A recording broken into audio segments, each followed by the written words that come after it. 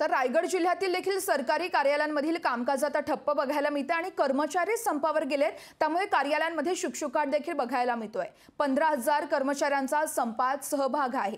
जुनी पेन्शनसह विविध मागण्यांसाठी कर्मचाऱ्यांकडून संप पुकारण्यात आलाय। तर रायगड जिल्ह्यातील तहसील कार्यालयातून आढावा घेतलाय आमचे प्रतिनिधी भारत गोरेगावकर यांनी।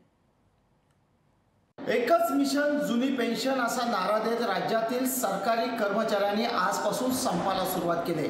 रायगड जिल्ह्यातल्या देखील सरकारी कर्मचाऱ्यांनी या संपामध्ये मोठा सहभाग घेतला आहे आणि रायगड जिल्ह्यातल्या सर्व सरकारी कार्यालयांमध्ये आज शुकशुकाट पाहायला मिळत आहे। दृश्यांमध्ये आपण पाहू शकता हे माणगाव तालुक्यातील तहसीलदारांचं कार्यालय आहे।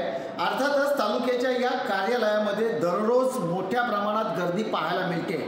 वेगवेगळ्या प्रकारचे शैक्षणिक दाखले, त्याचबरोबर शेतकऱ्यांची असणाऱ्या विविध समस्या आणि इतर कामांसाठी नेहमी गजबजलेलं असणारं हे कार्यालय आज मात्र निर्मनुष्य असल्याचं दृश्य पाहायला मिळत आहे। आतापर्यंत एकूण 15,000 सरकारी आणि निमसरकारी कर्मचाऱ्यांनी या संपामध्ये सहभाग घेतला आहे आणि त्यामुळे रायगड जिल्ह्यातल्या जवळपास सर्व सरकारी कार्यालयांमध्ये अशाच पद्धतीचा शुकशुकाट पाहायला मिळत आहे। आज दिवसभरात एकही कर्मचारी कामावर नसल्यामुळे सर्वसामान्य नागरिकांची कोणतीही कामं या कार्यालयात होऊ शकलेली नाहीत। तर शेतकऱ्यांना देखील कोणत्याही प्रकारचे दाखले देखील आज उपलब्ध होऊ शकले नाहीत। सरकारी कर्मचाऱ्यांनी संपावर जाण्याचा निर्णय घेतल्यानंतर त्याचा सर्वाधिक फटका जर कोणाला बसला असेल तर तो सर्वसामान्य नागरिकांना बसला आहे।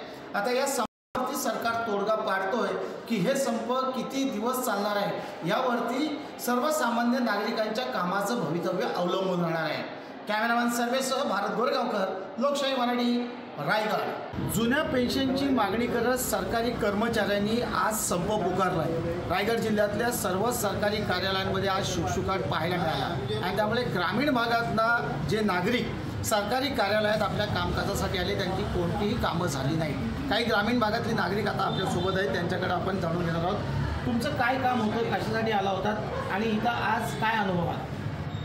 मी गोरेगाववरून आलो आहे। काय माझा नातू आहे, तो अपंग असल्यामुळे मला त्याचे प्रोसिजर म्हणजे कार्ड दिलेलं आहे। ते कार्ड अर्जंट पाहिजे, त्यासाठी 8 दिवस झाले।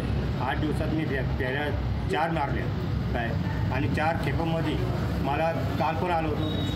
काल आल्यामुळं काल भेटले मला, पण उद्या या म्हणले।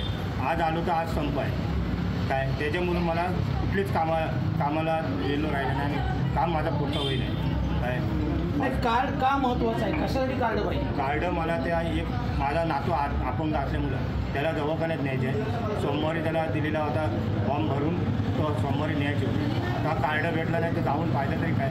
आणि दुसरी गोष्ट, शाळेतून त्यांना कार्डाची गरज आहे। रेशनिंग कार्ड आज 2 महिने भेटत नाही, ते कार्ड नसल्यामुळे ते कार्डामुळे आम्हाला सर्व कामं आटवतात। आज सरकारी कर्मचारी संपामुळे कार्यालयात नसल्याचा फटका या कुटुंबाला बसला।